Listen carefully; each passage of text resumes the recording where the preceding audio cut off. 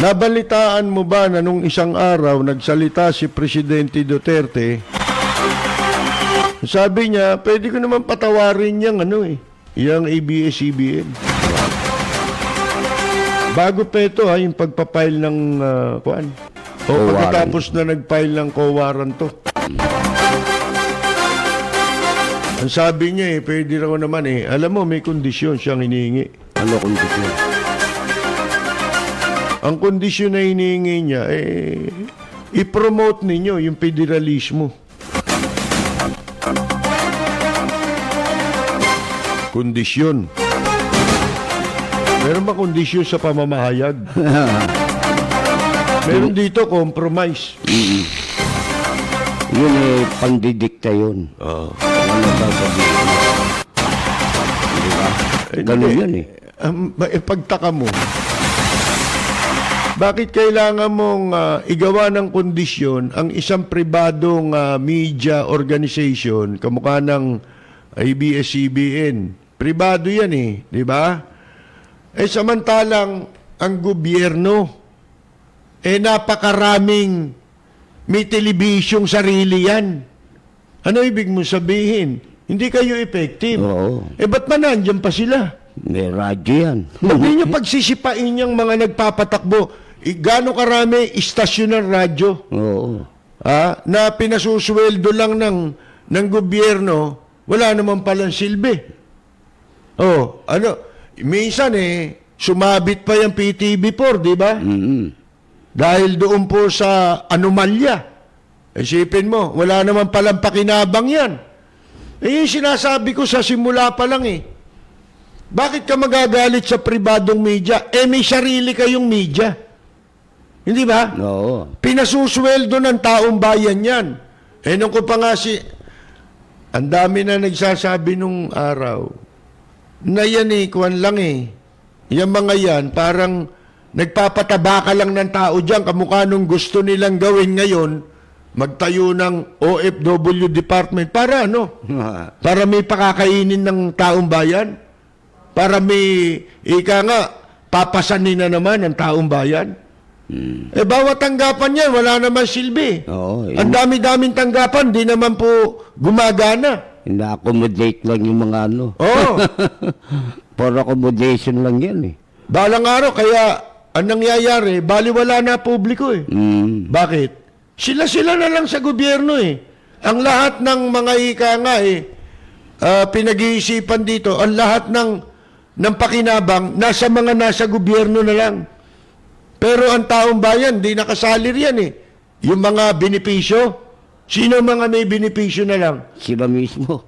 Yung mga empleyado, tsaka mga opisyal ng gobyerno, mga kaibigan, ginagawa na lang nilang bilang ito para sa politika Di ba? Pagka empleyado ng gobyerno, para susuporta sa kanila. At wala na taong bayan. Mga kaibigan. Yung sinasabi na yon na pwedeng patawarin pwedeng kalimutan. Mga kaibigan, hindi maganda sa pandinig yun. Unang-una, kung may kasalanan niya, bakit mo patatawarin? I-settle ninyo yung problema ninyo. Di ba? Pangalawa, hindi ho demokrasya yung ganong klase na didiktahan mo ang isang media organization. Ano tawag doon kung hindi demokrasya? Yun, suppression ng yun Hindi. Ang tawag doon, demonyokrasya. Di ba? Oo. Demonyokrasya yun. Oo. Dinidisgrasya. Dinidemonyo. Mga kaibigan, sipin mo yan, Ngayon, eto pa, baka sabihin nyo, hindi tayo patas, Ito, patas ang tanong natin, Hindi ba napakarami ngayong nag-express ng kanilang support para sa ABS-CBN? Dami. Ultimo yung kabilang network, Oo. Kalabang network. Kasi nga, ang at stake dito yung press freedom.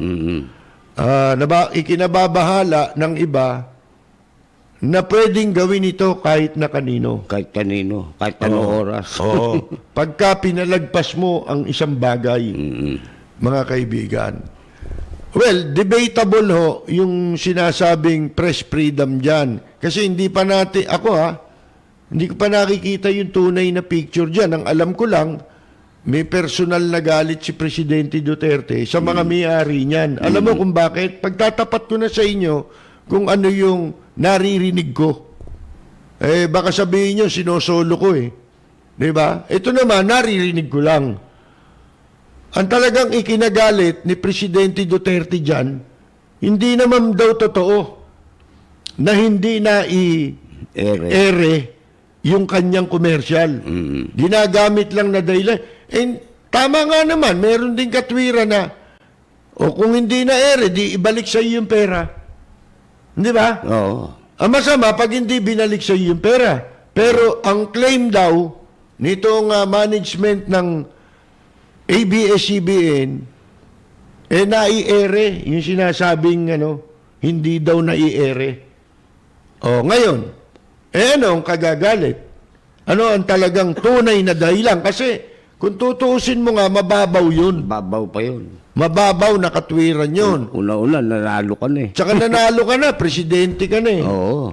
Hindi ba? Ano tunay na dahilan? Yun ang tanong. Yung mas malalim-lalim. Kasi daw, dati niyang kaibigan talaga yung mga yan.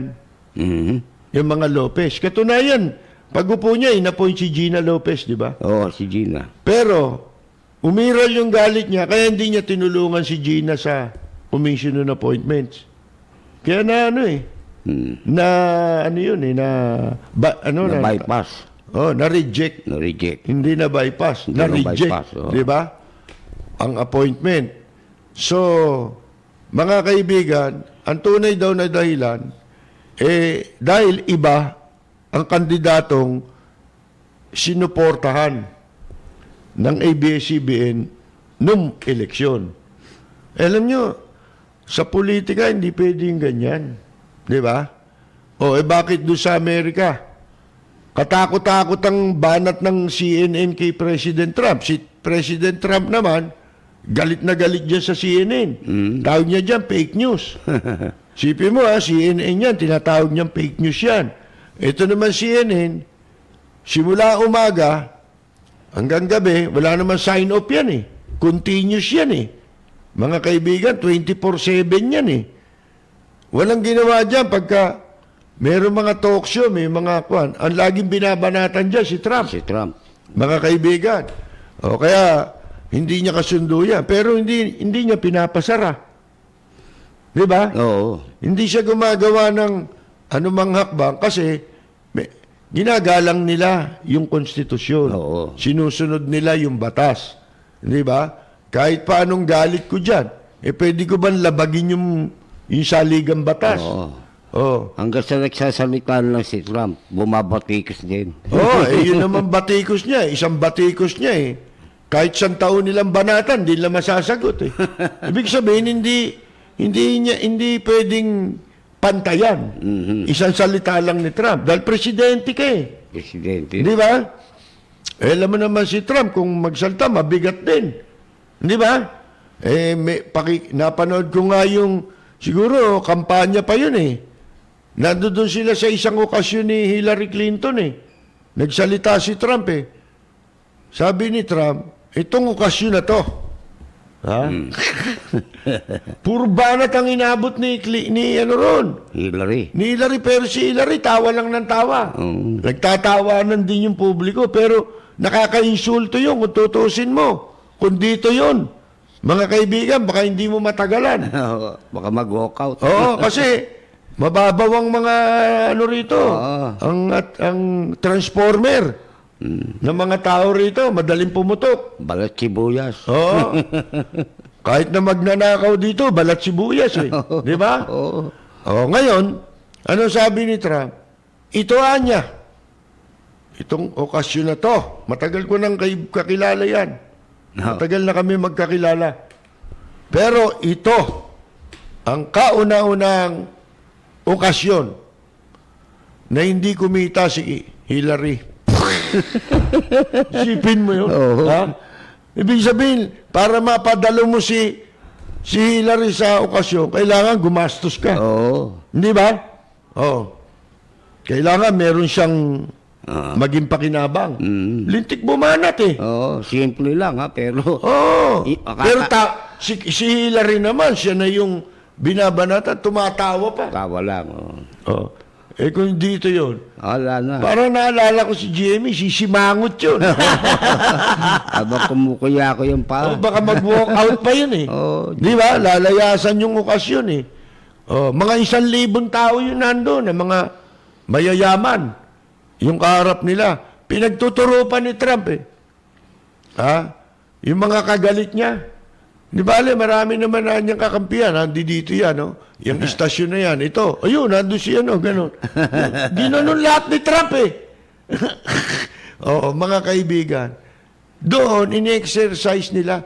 Hindi katulad dito, isa lang tao ang may karapatan na magsalita ng laban sa ibang tao. Ha? At yun naman, yung isang tao na yun, eh maraming alulod, ha? Na kung sino yung mapakinggan nila, mapakita nila, marinig nilang minura, pagtutulungan na nila lahat.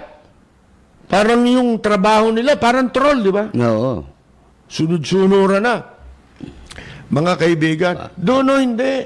Kaya doon, yun ang matatawag mong demokrasi. Kasi doon, malayang nasasabi, yung sinabi ni Trump, pwede rin sabihin sa kanya yun. Oo. Oh, hindi niya monopolize ang demokrasya, hindi monopolize kahit na ganun siya. Hindi ba? Yun naman ang isang katangian. Pero, katulad niya na, ang daming nag-express ng support sa ABS-CBN. Ako, huwag niyong hanapan ng maninindigan ako sa ABS-CBN, no, sa purpose ng gobyerno. Pagka yan, talagang atake sa press freedom na nakita natin, sisimpatya ako sa kanila dyan sa ABS-CBN. Pero sa mga nagdaang kasing panahon, nag-abuso din yan eh. Oo. At saka, ito na lang istasyon kayo ng television eh. Ng radyo eh. Bakit ang dami nyo negosyo? Yan. Na napapaboran ng gobyerno? Yun ang tanong. Yung CNN, wala negosyo yun. Oo. Di ba? May negosyo ba yun? May question ng conflict of interest. Oo.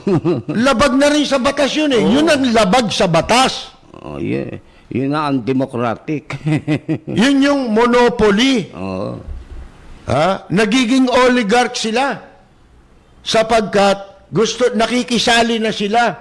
Ang totoo niyan wala kayong karapatang maging istasyon ng radyo, telebisyon, katulad ng ABS-CBN. Sila, wala kayong karapatan Nagninegosyo kayo Hindi ba? Kaya, yung istasyon nyo, gagamitin nyo para makakuha kayo ng pabor. O kayong mga hinduropot na daldalang ng daldal laban sa ABS-CBN. Ito ba, nasabi nyo? Hindi naman nyo alam yung sinasabi nyo kasi. Paano nyo masasabi itong sinasabi namin kung hindi nyo alam sabihin? Kasi wala naman kayong alam. Nakikiano lang kayo, nakikikantsaw, nakikihalo, nakikisabat, pero wala kayo talagang alam. Ang talagang question sa ABS-CBN, itong tinatanong natin, kahit na nasa ibang impilan ako, sinasabi ko to Yung mga istasyon ng radyo, hindi kayo dapat magnegosyo na makakakuha kayo ng pabor sa gobyerno. Oo, lalo na prangkisya. Oh. Kaya yung sinasabi ni Presidente Duterte, hindi tama yun. Hindi tama para sa kanya, hindi rin tama para sa ABS-CBN. Hindi ba sinasabi, yung mga negosyong pinasok ng ABS-CBN o ng kumpanya, ng mga may-ari ng kumpanyang yan. Hindi ba sinasabi, nangutang sa gobyerno ng bangko? Iniutang nila? Pabor yun eh. Pabor. Doon pa lang kahit babayaran mo pa yun Nakakangilo yun. Di ba? Alibadbad yun. Tapos kung makaasta kayo, number 1 himpilan, kala mo kung sino pa umasta yung mga nagsasalita riyan. Di ba? Kala mo mga kundesa, pagbabae. Di ba?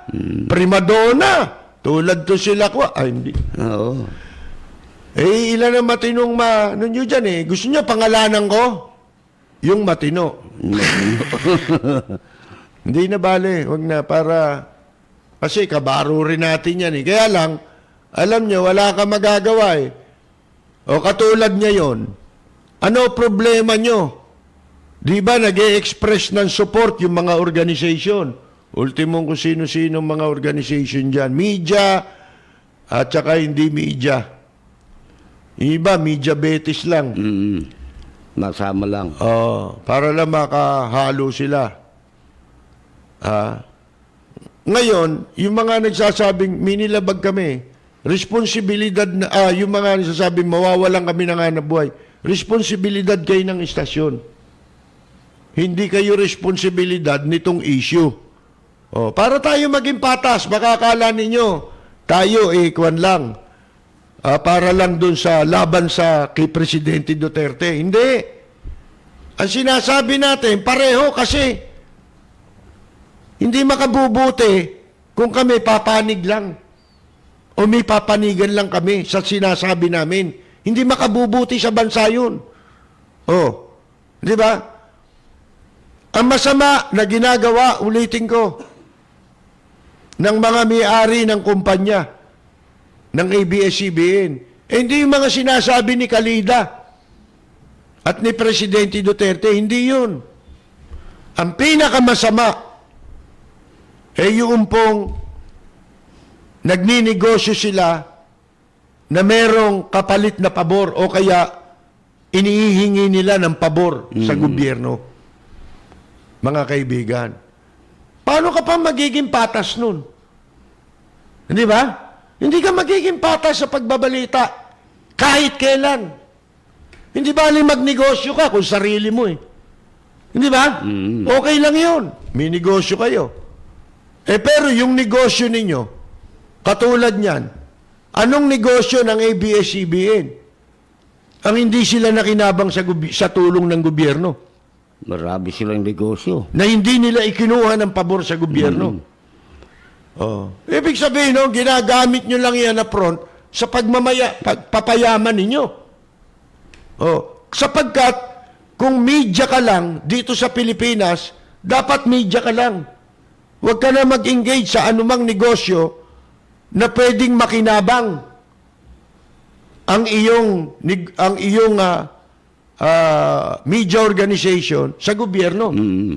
Any organization yan sa media. Kaya hindi ka pwedeng media ka, official ka ng gobyerno. Gago! Sino niloloko mo? Lukuhin mo yung lelang mo. Hindi ka media. Media betis ka. Di ba?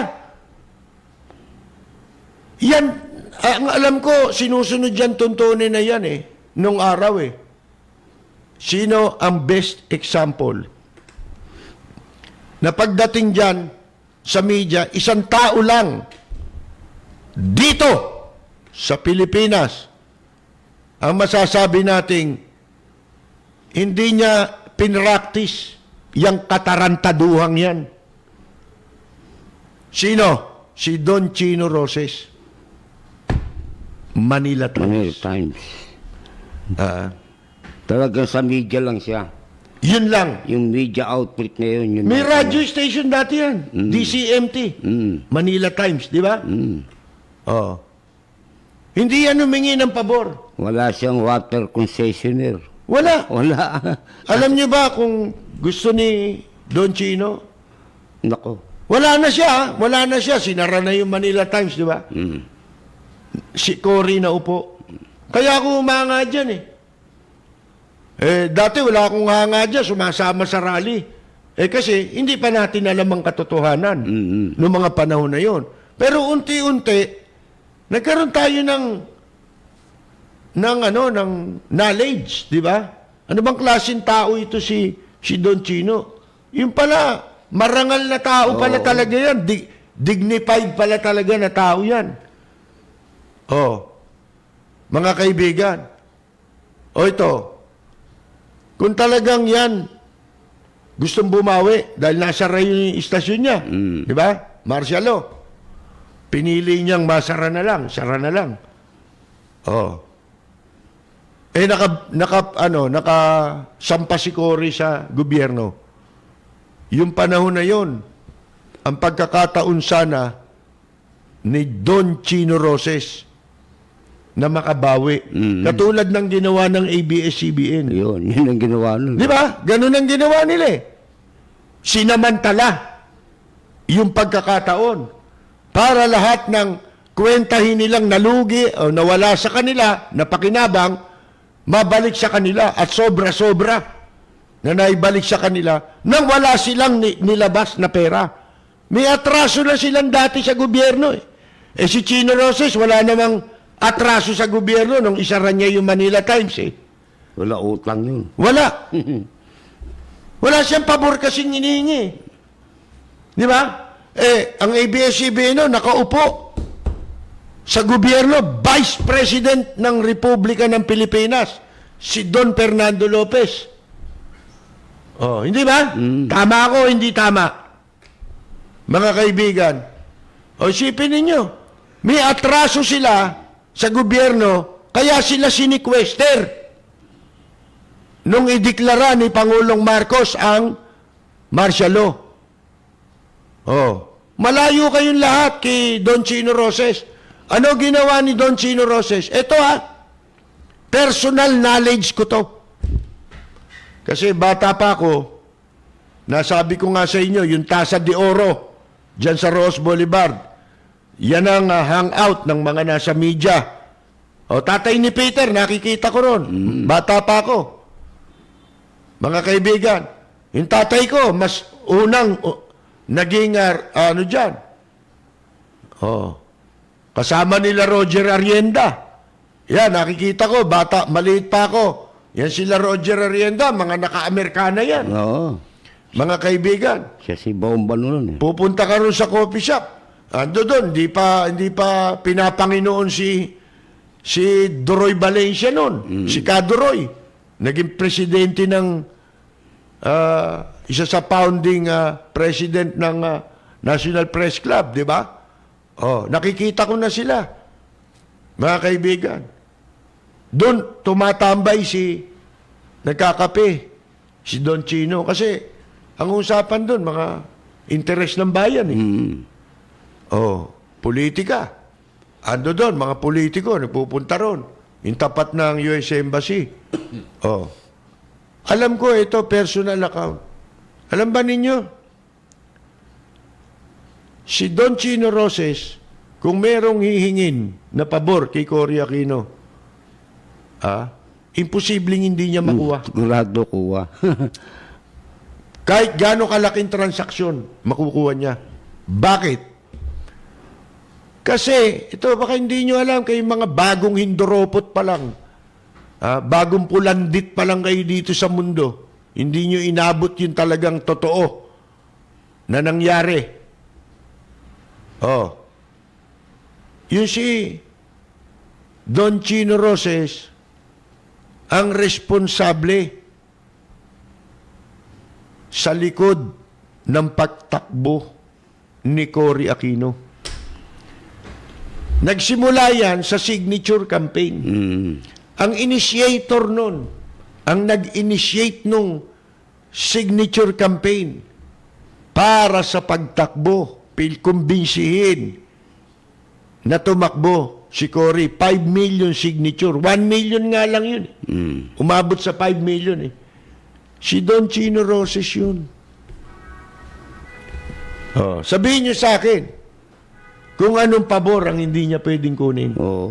Ibang tao si Don Chino. Meron siyang hiningi hindi mo masasabing pabor. Ha? Yung kanyang yung dikit ng dikit sa kanya. Nagdadrive, pinagmamaneho siya minsan. Pag nakitang may bit-bit siya, binubuhat. Ha? Binubuhat nun. Ha? Dinadalan siya ng mga bangus. No. Kasi yung biyena nun, may konsignasyon ng isda sa Divisoria. Si Mang Bandong. Oh, kilala nila Ray Bonifacio yan, si Mang Bandong. Lahat ng politiko nung araw sa Tondo, kilala si Mang Bandong. Bakit? Tumutulong yun sa mga politiko eh. Oh, ngayon, yung manugang nun, laging nakasunod kay Don Chino Don Rosales. Chino. Ayan, tanungin nyo si Linggoy Baboy, kung dito to sinasabi ko sa inyo. Si Linggoy Almoranas, Alcuaz. mga kaibigan. Alcuaz ba? Alcuaz. Kala ko Almoranas eh. Dati yun na Talaga itong bunganga ko. Mga kaibigan. Ngayon, yan, nagnegosyo pa si Linggoy. Gusto mo, kwento ko sa'yo. Di ba napatay si Ninoy? Oo. Nagumpisa mga rally. Ang negosyo niyan, t-shirt. T-shirt. Mahilig yan. Yung Ninoy, tatataka, no? Para kumita siya riyan eh. Tsaka yung mga sticker. Yan! Mahilig yan. Pinagkakitaan niya. Kinalakal si Ninoy. Pero si Don Chino, iba. Don Chino. Ano yung pabor? Tuloy mo yung kwento mo. Ang hiningin pabor, yung sunod-sunuran sa kanyang yun, sunod na sunod, nagpapaalila sa kanya. Kasi si Don Chino, pag nakita mo, karaniwan na lang ang suot eh. Lagi. Tapos, meron dito sa tenga na, ganito, Sa earphone, Oo. nakikinig na radyo, merong transistor. Ha? Ngayon, yun ang hiningi niya kay Cory.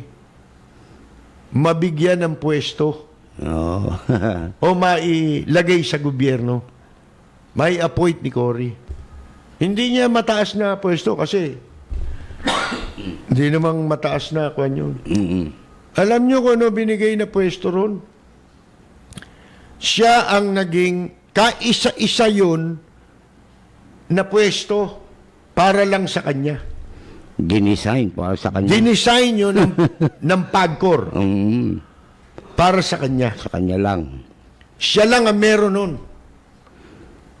Ginawa siyang senior casino host. Ayun.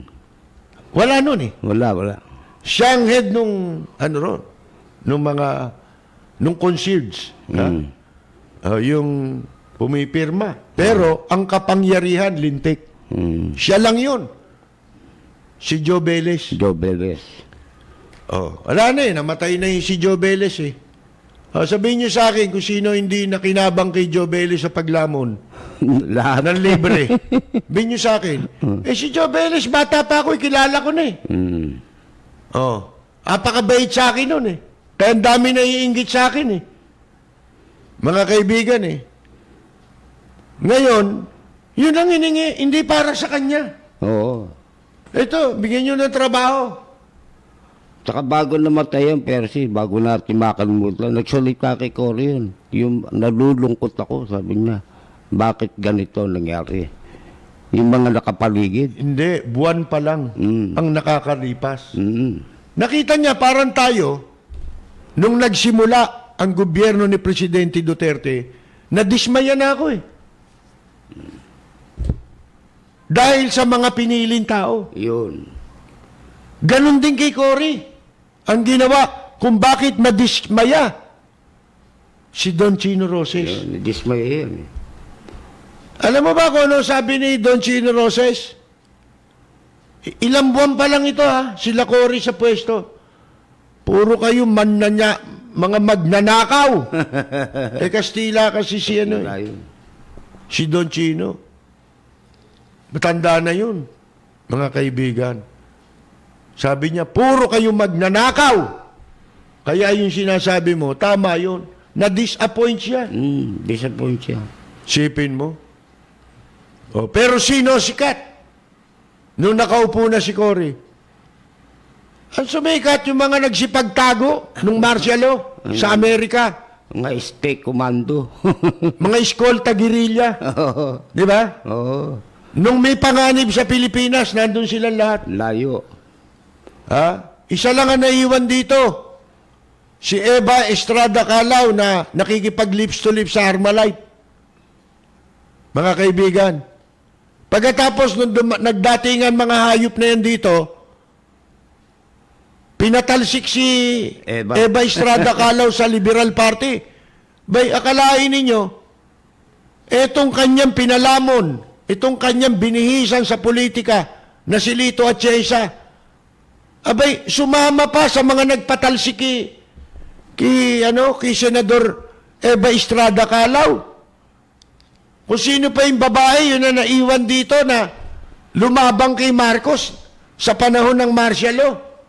Labas-pasok sa kulungan. Mga kaibigan, pagkatapos ito mga nagtanggal sa kanya sa Liberal Party, ito yung mga nagsipagtago doon sa Amerika nung mapanganib. At si Eva Estrada Calao ay nakikipag-lips to lips sa Armalite. ano ba yung bunganga ng Armalite? Mga kaibigan, sipin ninyo yan. Kumbaga sa gera, silang lahat nakatago sa paksol. Ni kuko nila hindi makita dahil sa layo nila. Mga kaibigan, sila sikat. Sipin mo, naupo, inappoint sila, Ernie Maceda. Sino hindi madidismaya kay Cory nun? Si Ernie Maceda, matalino. Kung sa talino. Pero yung track record ni Maceda, masama. Tama. Kaya nga sumama yan doon kay Ninoy doon sa bumarkada yan kay Ninoy sa Amerika. Sinipa ni Marcos yan eh.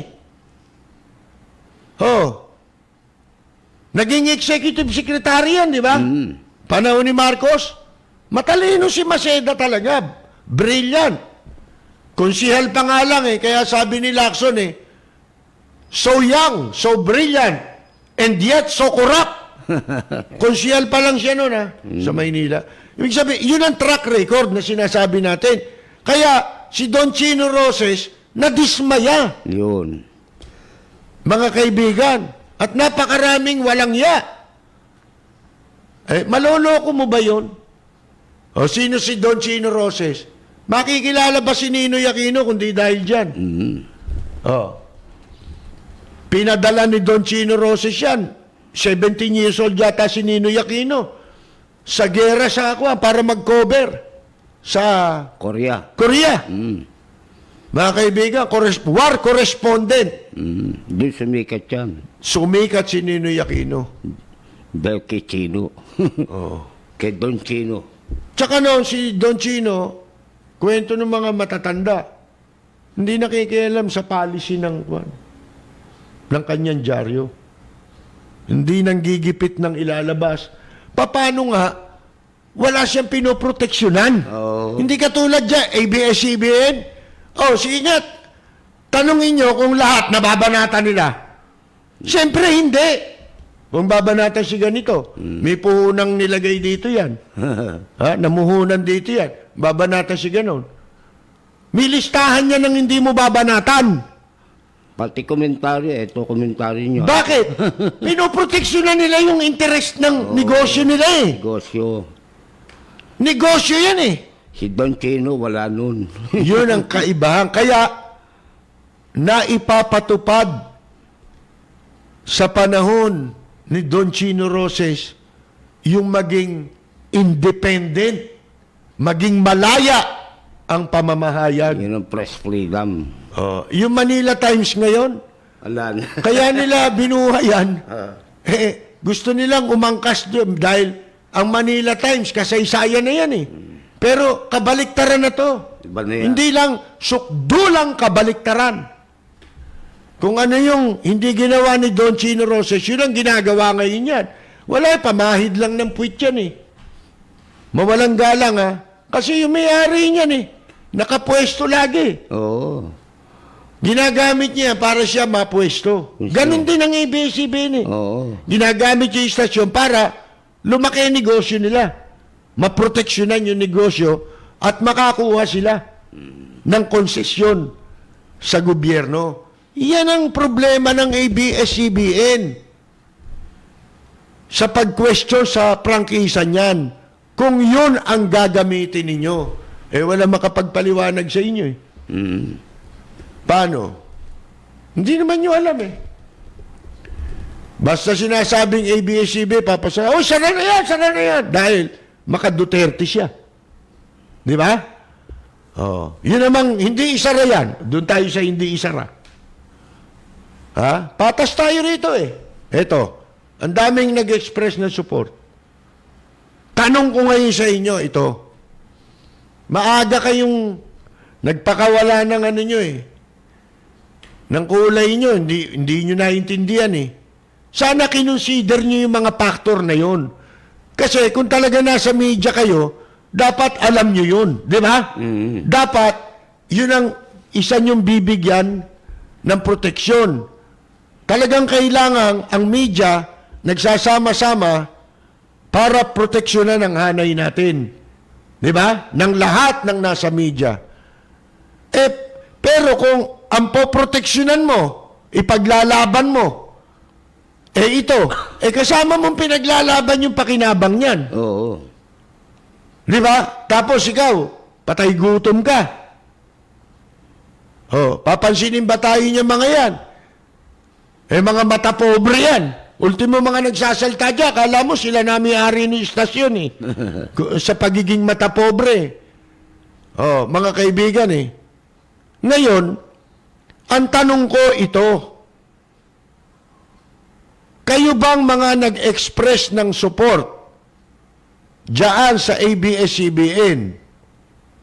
Sinasabi ninyo ngayon, press freedom. Eto ngayon, sinabi ni Presidente Duterte, pwede ko kayong patawarin eh. Kung ikakampanya ninyo ang federalismo. Kung halimbawa, ikinampanya, pumayag ang ABS-CBN, gagawin nila yan. Kakampanya nila nung istasyon nila, yung federalismo, mananatili ba yung suporta nyo? Yun ang tanong ko sa inyo. Sige nga. Siyempre, iba na. Di magmumukha kayong gago. Oo. Sana bago ninyo ginawa yan, may kondisyon kayo. Susuportahan namin kayo, alang-alang sa press freedom. Pero, walang compromise to. Di ba? Manindigan kayo. Manindigan kayo. Yun. Yun yung sinasabi natin eh. Eto, katulad ng mga gago. Mga kokak lang eh. Kung ano gawin ni Presidente Duterte, ano sabihin, ganun daw ang tama. Laging tama yun ha. Wala pang naging pagkakamali si Presidente Duterte. Daig pa yung Papa.